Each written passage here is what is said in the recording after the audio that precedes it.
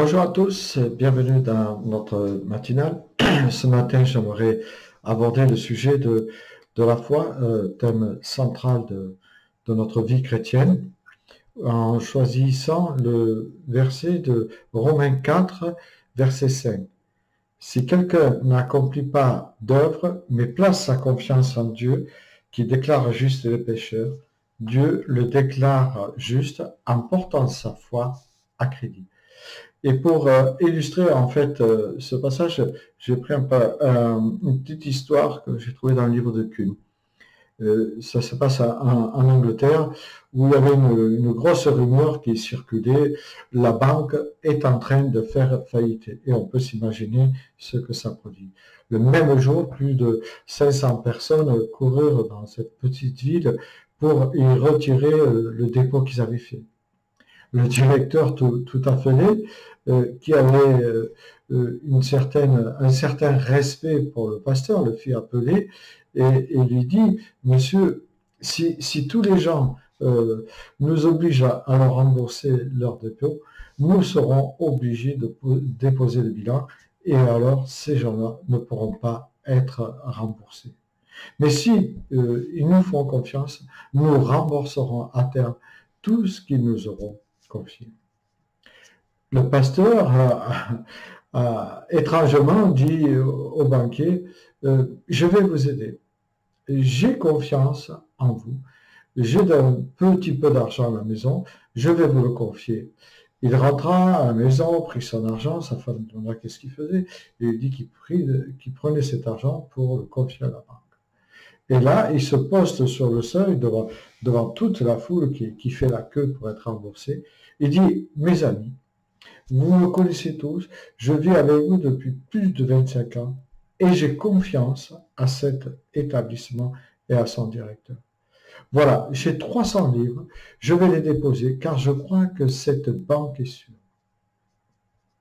Et là, en moins de demi-heure, la foule se dispersa et la banque fut sauvée par cet acte de foi. Et on voit que dans la vie de notre société, en fait, repose sur des actes de foi. Le matin, je me lève, si je vais chercher mon pain, je pense que le boulanger aura du pain. J'ai confiance en ceux qui travaillent à la chaîne alimentaire. Si je prends le bus, si je prends l'avion, si je prends le train, j'ai confiance aux conducteurs, aux chauffeurs, aux pilotes d'avion. J'ai confiance à ceux qui ont fabriqué, ce soit le train ou l'avion ou le bus. Et si j'ai une entreprise, je suis aussi dépendant de la confiance de mes clients. Toutes les institutions de notre civilisation, en fait, reposent sur la foi.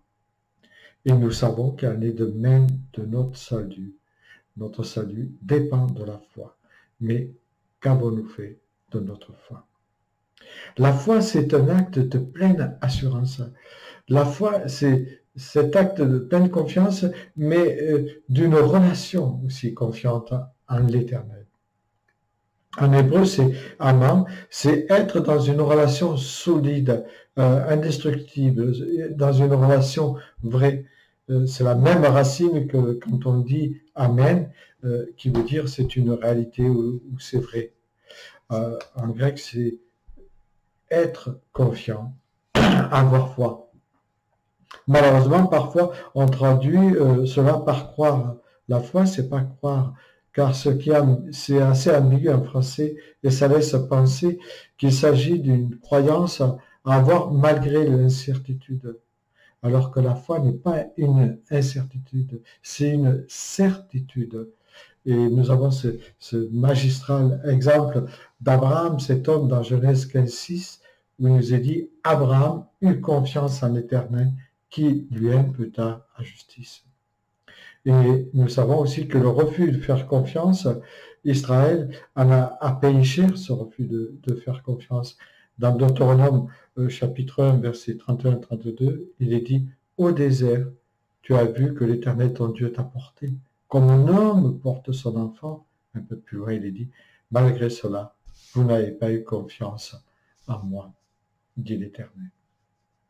La foi en particulier dans les évangiles, dans les synoptiques, et même dans Jean 3,16, elle est décrite par cet acte de confiance en la personne de Jésus-Christ. Et Habakkuk nous dit, le juste doit vivre par la foi. Comme les disciples de Jésus, si nous sommes ébranlés dans notre foi, allons au pied de la croix et disons, Seigneur, augmente-nous la foi, car j'ai besoin de toi.